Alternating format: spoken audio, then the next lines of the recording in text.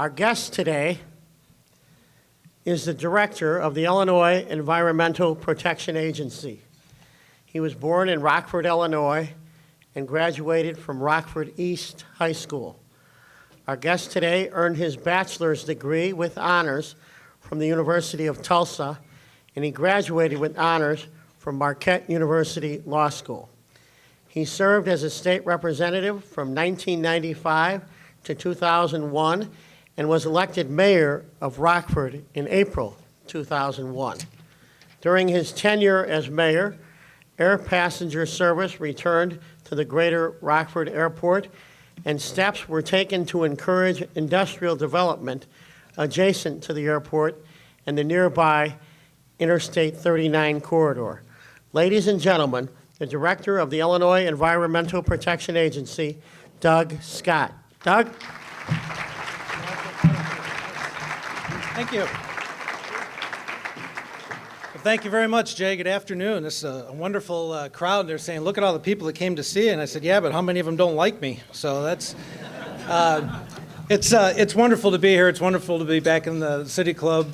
Jay does a great job here. I was looking forward to seeing Paul Green. I apologize. I had to cancel this back in November. I was the administration asked me to go to Madrid, Spain, and so I thought about it, and I thought, flamenco dancing, Paul Green, you know, I went to Madrid. So, but I've been here before when I was mayor of Rockford, and I've come here quite a bit over the years to watch different speakers, and it really is a great group, and I'm thrilled to be back here again and to give you a little update on some of the things that the agency's doing, and we could talk about lots of the issues. As I look out over the crowd, I know a lot of us could talk about a lot of the issues for a long time, but I'm going to touch on just a few of the things that the agency is doing right now, and then be glad to take your questions. I won't be as entertaining as Tom Dart was when he was here last time I came to the City Club.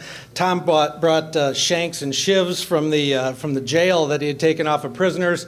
I thought I could bring toxins or something, but Maggiano's didn't want me to do that. But so it's. I do want to make one more introduction. My lovely wife Tammy came with us today. So, and for those of you that have been in political jobs, Senator, you know how important it is to have a very, very patient and understanding spouse. It's absolutely essential. I'm blessed in that way. Well, all the jobs that I've had before, and Jay talked about a few of them, whether it was a city attorney or mayor or state representative, it really helped me in this position. Because one of the things that we try to do, and I'm very thankful the administration gives us the ability to operate this way, is that we try to understand what the issues are in a particular place. We try to make sure that we're trying to address whatever the community needs, whatever a representative or a senator brings to us, what a mayor brings to us. And having been in those positions before, I think having that perspective helps a little bit, as well as having been a mayor and understanding what you have to go through to try to bring in economic development. And so we're always trying to balance those perspectives, making sure that development can happen, but making sure that it's done in a way that's also protective of the environment. We see that as a very important part of our role. A little bit about us, for those of you who may not be as familiar as I know some people in the room are with the agency. We're the oldest environmental protection agency in the country. We were actually formed just a few months before the United States EPA came in 1970. We have about 1,100 employees. About 800 of them are located in Springfield. We have a very small office here, and then several regional offices that do a lot of inspections, some of the permitting work and other things.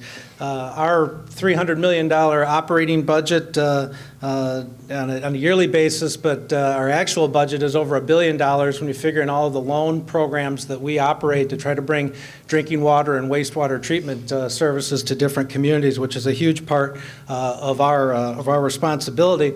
And less than $1 million of that comes from the state general operating fund. So and that actually, obviously, you follow the negotiations and things that goes on in Springfield, that helps us a little bit. Most of our money comes either from pass-throughs from the federal government for programs that we operate for them, fees that we impose on different companies here, or different municipalities who are doing various work, and fines, of course, for those who don't do it correctly. So, but most of it is federal pass-through. The states, it's not really widely known, but most of the federal programs that are out there, and this is especially in the air and water areas, about 85% of the work or more of that work that's done for the federal government is actually done by the states. And so the federal budget negotiations influence us in some ways as much at times as do the state budget negotiations as well. And unfortunately, in the last few years, those federal budgets haven't been doing very well by us or by other states as well. Some of the good news to start with is that since we were formed in 1970, there's been tremendous progress in the environmental area. And you know, you look at it back, I was growing up, I was a little kid at the time where the first environmental wave and movement came through back in the late 60s and early 70s. And, you know, we all remember the public service ad, or some of us are old enough to remember the public service ad with the Native American who was seeing people litter, and then he pulled up by a stream that was full of junk, and he had the little tear coming down his cheek. It was really something that was endemic throughout the country. We really had a problem with the way that we disposed of things and with the way people treated the environment. We're much better at that today. And just to give you a couple of ideas about that, back in the early 70s, we measure air pollution. This is especially important in a city like Chicago, where air is always a contention or an interesting subject that we need to pay attention to because of all the cars as well as all the industry that's here and nearby. We measure air pollution in terms of what are called air pollution action days, which would mean that even if you didn't have a respiratory problem, when you went outside, you would notice it. You would feel it. It would be a little bit more difficult to breathe. And for those of us that are in Chicago, we know there are days like that. Back in the early 1970s, it wasn't uncommon to have years where we would have over 100 of those days in a year. 3 years ago, we had 0. Now, some of that has to do with weather, but a lot of it has to do with the things, the progress that we've made environmentally in terms of cleaning up air pollution. And that's something that individuals have done. Certainly, it's something that business has done. It's something that the environmental agencies have helped to make work as well. 2/3 of the water bodies in the state back in 1970 were rated in poor condition. Now 2/3 of the water bodies are in good condition in the state. That's a huge change over a relatively short period of time of 38 years. And landfills, the story I always get is the chief of the Bureau of Land, who just retired after, 40 years of state service, 35 with the EPA, told a story that his first job was a landfill inspector, and he would go out and he said, he always looked at me when he said this and said, and it was always owned by the mayor's brother-in-law, the landfill in whatever town it was, and they would just dig a hole and just pour garbage into it, and then because space is money in a landfill, when it got too full, they just light a match and make themselves some more space. Thankfully, it doesn't happen like that anymore, and when it does, it obviously makes huge news, and folks come down pretty hard on that. But that's the kind of difference that's been made in a very short period of time. So while we're much better, there's still a long way to go. And as the great environmental philosopher Yogi Berra said, if you don't know where you're going, you're likely to end up somewhere else. So it's great that we have at least a game plan to try to figure out where we need to go. One of the things that's true is we know more than we did in 1970. We understand more what different chemicals can do to us or for us. We understand what they can do in combination with each other. We can measure better than we could in 1970. And so you'll see things that come up periodically. Water systems, for example. There are a lot of water systems around the state now that are dealing with radium as one of or arsenic But part of the reason that they're dealing with that now is because the technology has evolved to the point where we can measure that better. So we have a better understanding of what's involved in these different water systems, and we can take action, and the technologies involved has evolved to allow us to do something about that.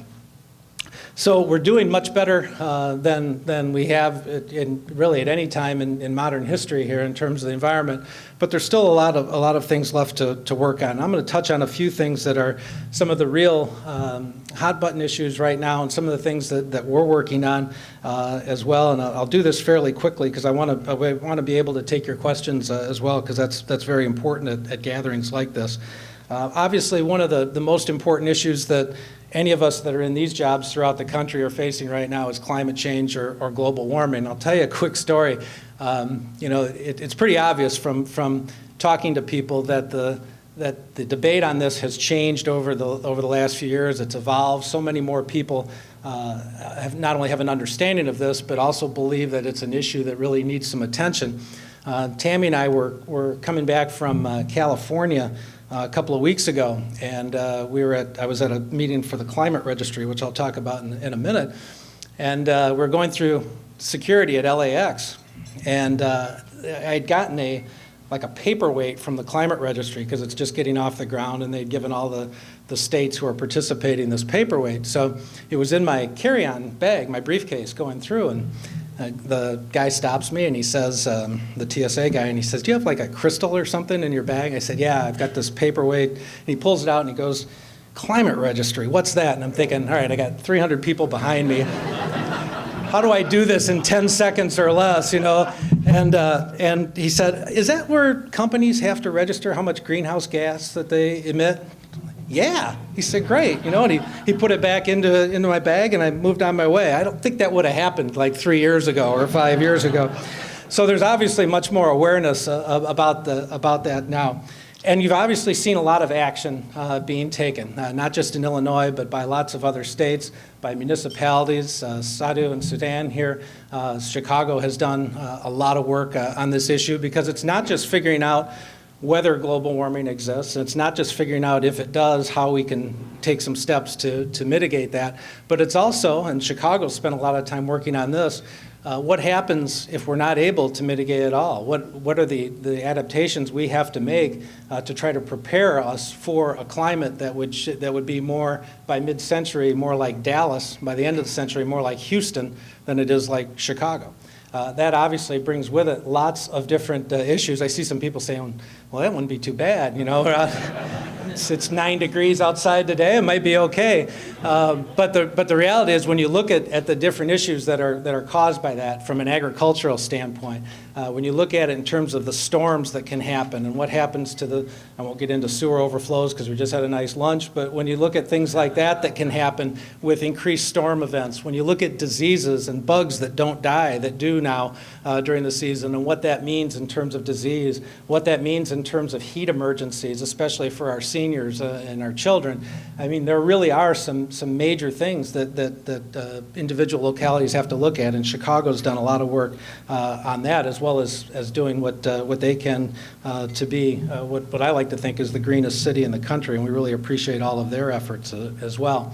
Lots of states are taking action. You've seen all the Northeast states that have got what they call the Regional Greenhouse Gas Initiative, where they're working with the power companies on a design to try to cap the level of greenhouse gases that are emitted from power companies. The Western states, obviously California's gotten a lot of attention, but they're working in concert with many of the other Western states, including places like Utah, that you wouldn't normally think this is an issue that was going to resonate wildly in a place like Utah, but it does. And they're working with the other Western states as well. And as somebody told me the other day, who represented a power company in the Carolinas, she said, if North Carolina's working on this, the issue has legs. And that's true. It's happening all over the country. Here in Illinois, we worked with what we call the Illinois Climate Change Advisory Group. A number of folks that were on that committee are in the room today. This sprang out of an executive order from the governor in October of 2006, and the idea was to come up with recommendations that we could make to the governor as to how to reduce greenhouse gases in the state. And then the governor set targets for us to look at, and the really operative target was to try to get back to 1990 levels of greenhouse gases by 2020. It's a fairly daunting task, and the task force worked for the better part of last year and came up with recommendations. The final report is being done right now and will be forwarded on to the governor and to the legislators, and obviously it's something that we'll probably see some efforts to work through some of those and find out which ones of those need to be put forth in legislation, which ones in rules, which ones maybe don't need to be advanced right now. But a lot of work from a lot of people from all sectors. The biggest sector that was represented on the group was business. Businesses in the state represent 17 of the 39 members that were on there. But we also had people from academia who work on this issue. Some folks from other governments, not really from the state government, other than myself and Lieutenant Governor Quinn. And obviously the not-for-profits, the environmental groups, all working to try to figure out what are the strategies that we can do. Well, the 24 strategies that were recommended, a lot of it are things that we're already very familiar with and things that are important. We're just talking with some of the folks from ComEd about renewables and energy efficiency and the idea of trying to get more of our power from renewable sources like wind.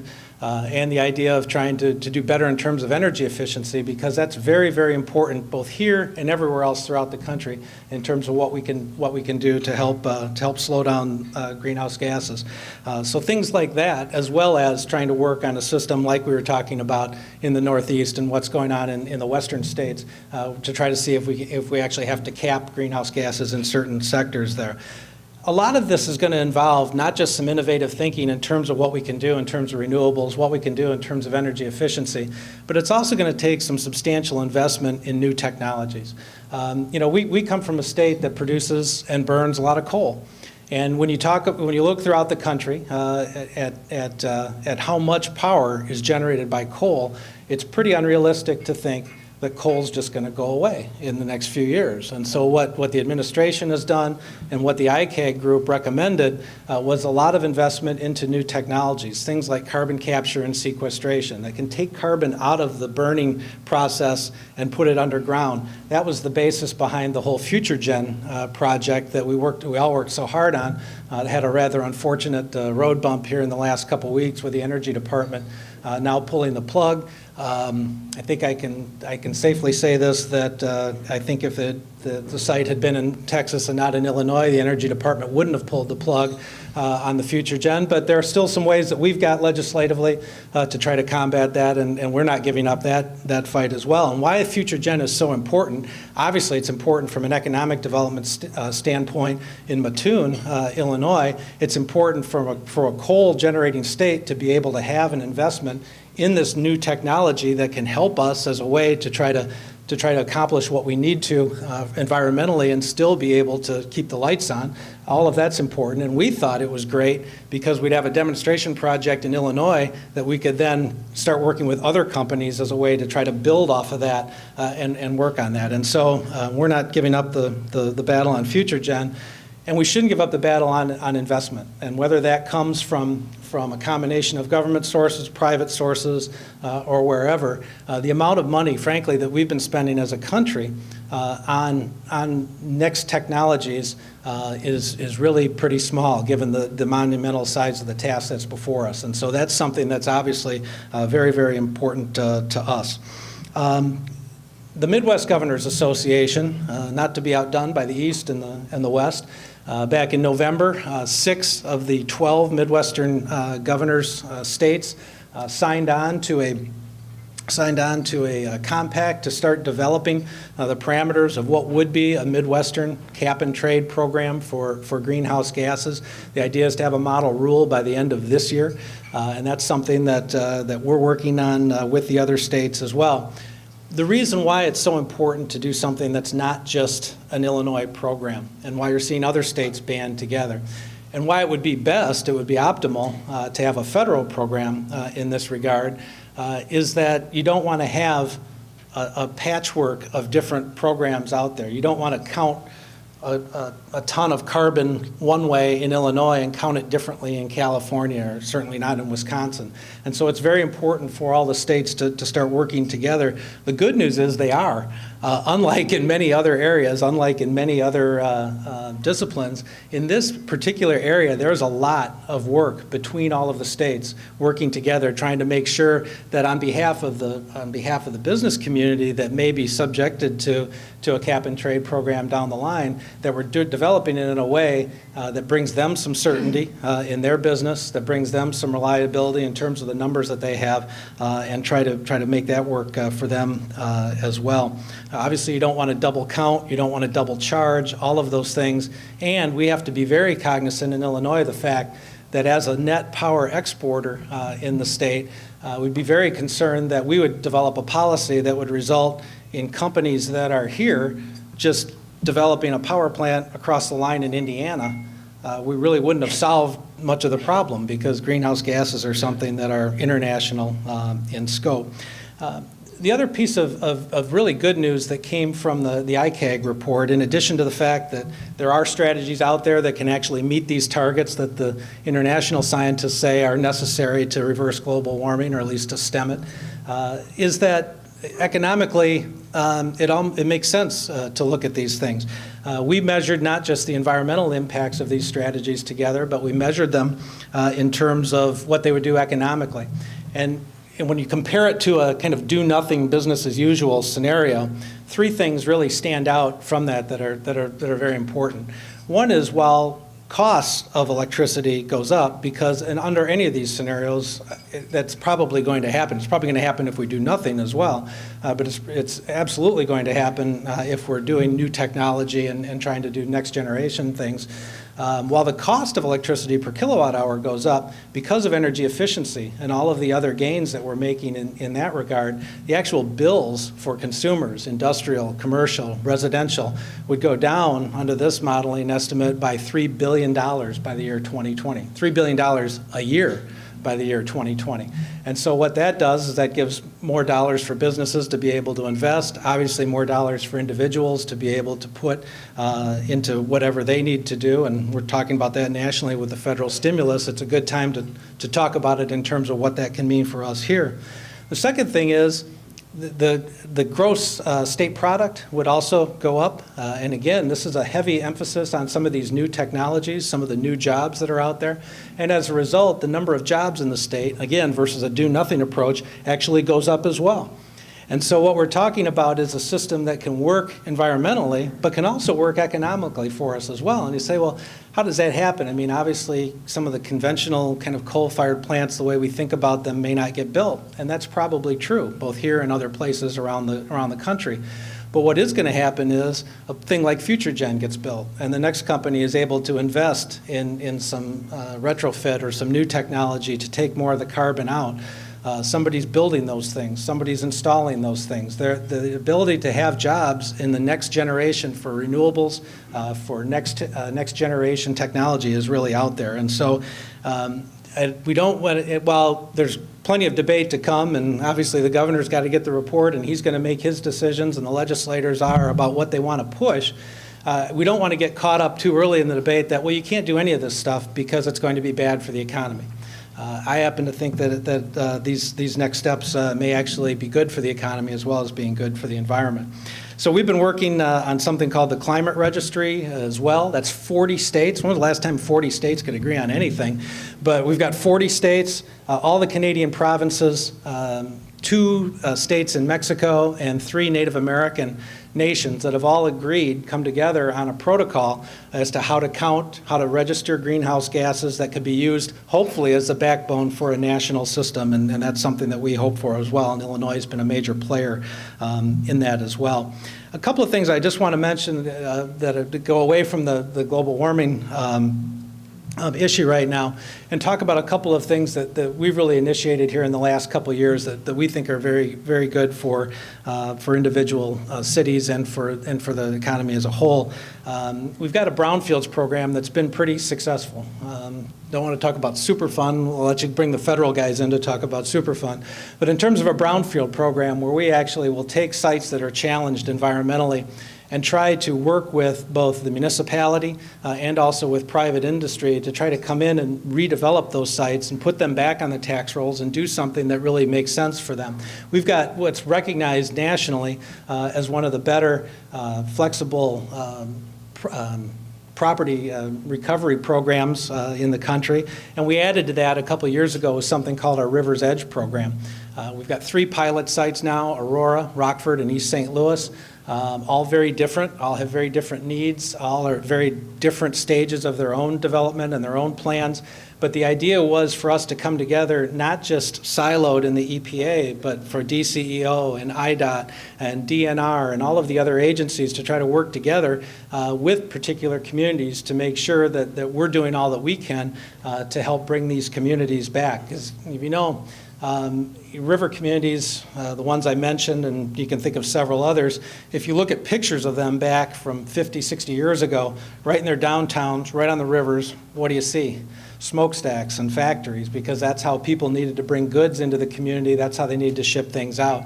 What we're trying to do is take those properties that might be challenged either really or perceptually, environmentally, and try to bring them back with a series of cleanup dollars, tax credits from DCO, and some other things as well. And that program is off to a good start, and Aurora really is a great model of how that can work. In addition to that, we started a program last year, which is fairly small in scope, but it really means a lot to different communities, called IRID, or Illinois Removes Illegal Dumps. And this was part of the bill that also started to regulate the construction and demolition debris sites, and that got a lot of attention. I'm not going to go into for a lot of reasons that we don't want to talk about, but in that bill, in addition to regulating these sites, which really need to be regulated, also in there was legislation to allow us to go out as an agency and clean up some of these sites that really either are on public property where people have just decided it'd be a convenient place to go dump things, or it would be, it just had grown up that way over time, or they're sites where there isn't any real owner. They're kind of these orphan sites, and they exist because companies went bankrupt and nobody's claiming it and those kinds of things. We've cleaned up close to a couple hundred of these sites now throughout the state, and it really does make a difference. I can tell you, having been a mayor, to have some of these sites out there where you've got some real dumping issues, it really creates a negative drag on development in that area, and to be able to clean those things up has really been something that we're very proud of. In addition, we're trying to look at our own shop. We're like other agencies in state government where we've got less employees than we did 5 years ago. And so we're trying to figure out all the ways that we can to still service the needs of the community on a permitting basis. Obviously, that's the companies that come into us and need to get their permits turned around in a timely fashion. So we've started with some of the self-examination that we all need to do from time to time. And so we started with some of our air permits, going through a Kaizen process now. And we think we can eliminate about 40% of the time on these certain permits that we've started with. There are probably over 1,000 permits a year in this one area that we picked out. Now we're moving on to some water permits, and we're trying to do things that really impact a lot of folks out there and try to do everything that we can to try to turn that process around. So we're trying to do the best that we can to live up to our charge, which obviously is to make the environment as safe as we can, but we're also trying to do that in a way that understands the realities of trying to not be an inhibitor to business, but actually help business to accomplish the things that they want to do as well. So it's I got to tell you, it's a wonderful job. Mayor was a great job. State rep was a great job. But this is not only a great job, but it's the perfect time to be here as well, because there are so many interesting things happening, and it's such a great time to be able to have an influence on things that are really going to hopefully help a lot of people for a long time to come. So with that, thanks again for having me here today, and I'd be glad to take any questions.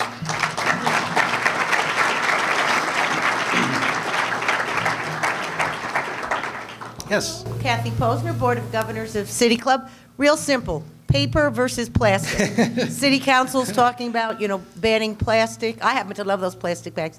But do you see any statewide stand on paper versus plastic? I can tell you that's something that's been discussed both with a number of legislators, and we've discussed it ourselves as to what a position should be on that. And I know that Sadhu can answer that from the city's perspective, so I'll let him do that. Environmentally, there's issues with both, actually. Okay, so there's energy that's used in producing both of them. You've got the whole issue of cutting down trees to make paper bags versus all of the work that goes into making the plastic bags as well. There's a problem with plastic bags in that I think, when the end of the world comes and whenever it comes, Keith Richards, a few cockroaches, and plastic bags are going to be around. So that's going to be about it. So they don't break down. They don't decompose. And that creates another whole environmental problem, especially not as much here in the United States. It really creates a problem in some of the developing countries where their landfilling practices aren't as good, and those things end up blowing all over and really wreak havoc on animals and whatnot. From an environmental standpoint, the absolute best you can do is bring your cloth bag and use the reusable cloth bag and take that back to the stores. I think you're going to start to see more things happen like happened in San Francisco where they just banned plastic bags altogether. I think what you're probably more likely to see in places, and again, I'm not saying what could or will happen here, but you're going to see a lot of things like what was debated in Chicago. But I think it's not going to just be plastic bags. I think people will talk about some kind of fee for both paper and plastic bags. So if you've got one choice, use the cloth one. Okay, thank you. Sure, that's right. And I think you're going to see. You've already seen some companies that are starting to do that on their own, where they're not going to offer them. And I just saw something on the news the other day where another community was talking about taxing both paper and plastic. So I think you're going to start to see that. And you say, geez, we can't do without the paper bags or the plastic bags. We did without them for a long time, and who would have thought a few years ago that nobody would have smoked in here today either? So things change over time the more that we know and things evolve over time. Can I just do a quick Sure. comment? But what about garbage bags? They need to be plastic so things don't leak through, so garbage bags would still have to be plastic. Well, they do. Depending on where you go, there are some places that don't have garbage bags. They have the reusable containers that are out there as well. So it's not something that has to happen. They're ubiquitous, and so nothing's going to happen overnight. But obviously, as we learn more about what this does, and as we're talking about, different chemicals that get used in the making of the plastic bags, what effect that has on greenhouse gas production. We never thought about those things before. We're going to now. It's probably a good time to revisit all of that. Hello, Tom Wolf Hey, from Tom. Giscalca-Terman. Good to see you again. Good to see you. An unfair question, but I'm going to ask you to predict the future a bit with your knowledge of the political system and of the environmental issues. One of three people are probably going to be the next president of the United States in 2009. Do you have a sense of which one versus another might be more in favor of a national cap and trade, or maybe all of them will be in favor of it? Like, when do you think we're going to have that kind of system in place? I think the really amazing thing is that the three folks, with all due respect to Governor Huckabee, but even if you want to include him in there as well, all of the remaining contenders in both parties have a very different outlook than the current administration does. And so I think you're going to see much more, certainly from McCain last year, and now this year we're talking about the Lieberman-Warner bill out in Washington. Last year it was McCain-Lieberman. That was the bill that we were talking about with the cap and trade program. And both Senator Obama and Senator Clinton have been on record of wanting to do more in terms of greenhouse gas and talking about cap and trade programs. I think that that's going to happen federally. I met with some folks from the Hill over the weekend, and they don't know exactly what route that's going to take, but I think the general consensus is that come 2009, you're going to have some kind of national bill. And if that happens, if I can take just a second, then you would say, well, why bother from Illinois' perspective or from a Midwest perspective, why bother to do the things that you're doing and spend the time on it, which is a fair question. But the reality is we know so much more about our own greenhouse gas emissions in Illinois. We know about the companies and the sectors and what they do and what kind of economic impact it would have on them.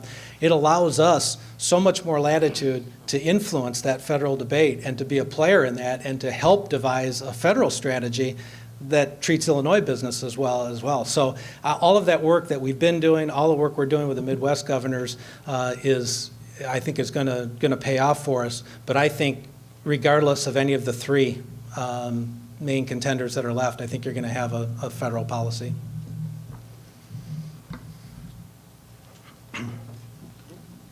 Brian Urbaszewski with the Respiratory Brian. Health Association.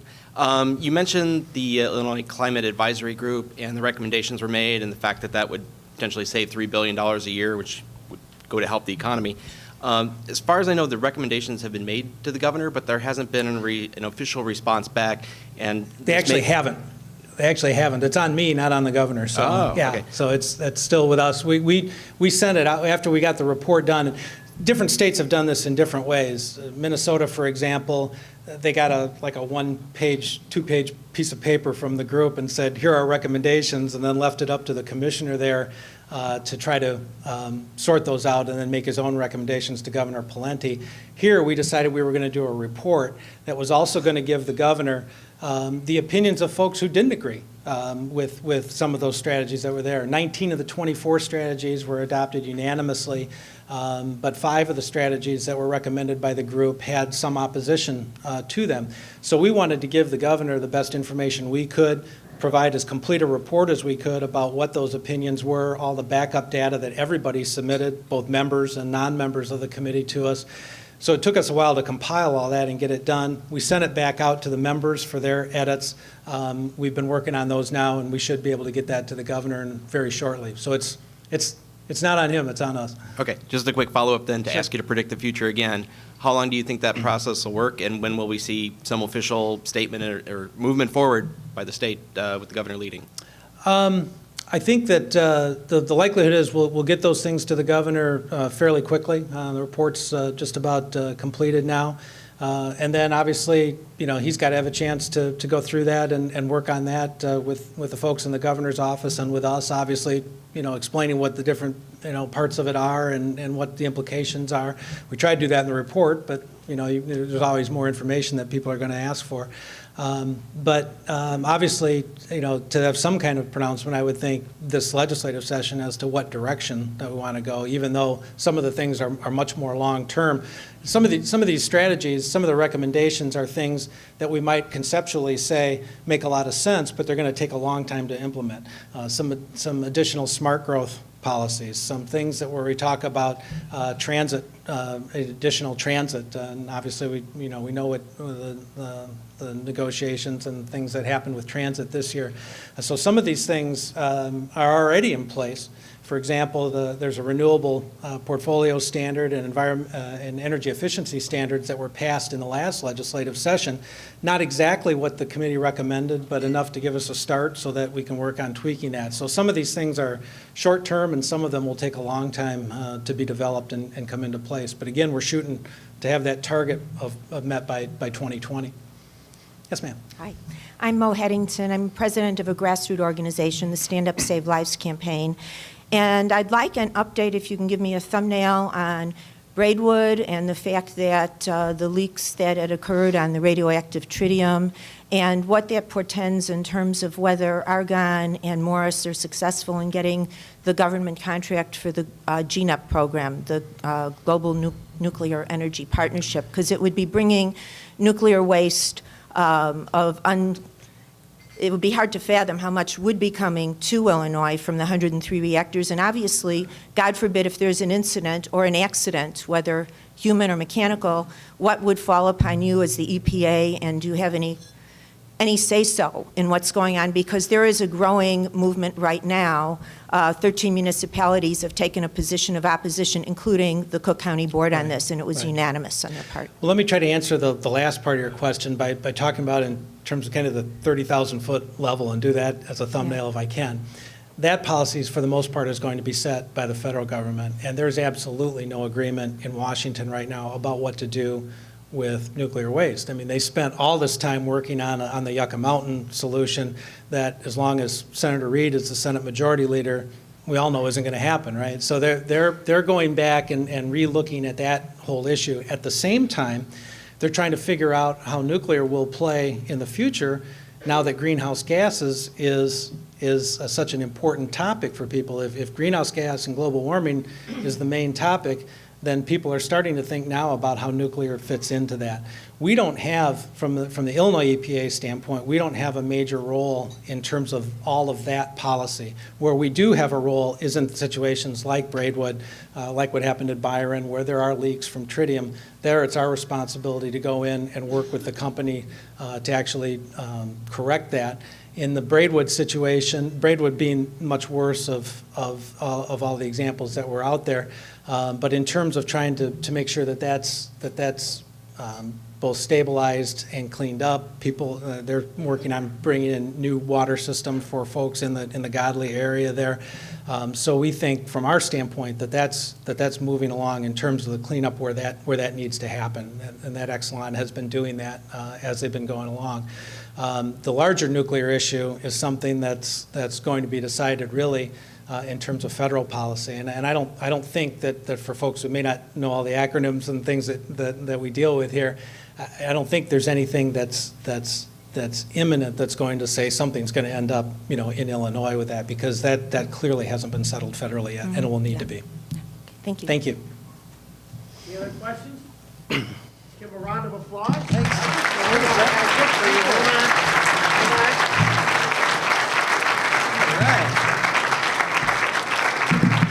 behalf of the City Club Board of Directors, he gets a one-year membership. Thank you. Very good. And a mug from the City Club of Chicago. Thank you. Thanks. Meeting adjourned. Thank you.